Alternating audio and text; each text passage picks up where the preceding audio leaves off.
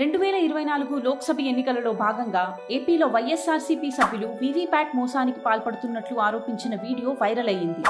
వీడియోలో ఒక గుంపు ఈవీఎం స్ట్రాంగ్ రూమ్లో ఓటింగ్ యంత్రాల నుండి వీవీప్యాట్ స్లిప్లను తీసి వాటిని ప్యాక్ చేస్తుండడం కనిపిస్తుంది. న్యూస్ మీటర్ ఇది తప్పు అని కనుగొంది. ఆ వీడియో 2022 గుజరాత్లోని భావ్నగర్కు సంబంధించింది.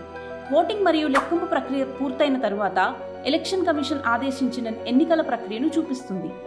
వీడియోలో ఉన్న ఎక్స్ పోస్ట్ పై ఒక కామెంట్లో భావ్నగర్ కలెక్టర్ మరియు జిల్లా మెజిస్ట్రేట్ ఓట్ల లెక్కింపు తర్వాత చేసే సాధారణ ఈసీఐ ప్రక్రియను మాత్రమే ఆ వీడియో చూపిస్తుందని స్పష్టం చేశారు.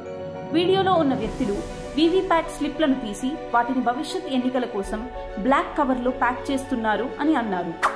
ఈసీఐ కూడా ఆ వీడియోను ఖండించింది. ఆ వీడియో ఓట్ల లెక్కింపు తర్వాత ఈసీఐ మార్గదర్శకాల ప్రకారం జరిగే పనిని చూపిస్తుందని పేర్కొంది.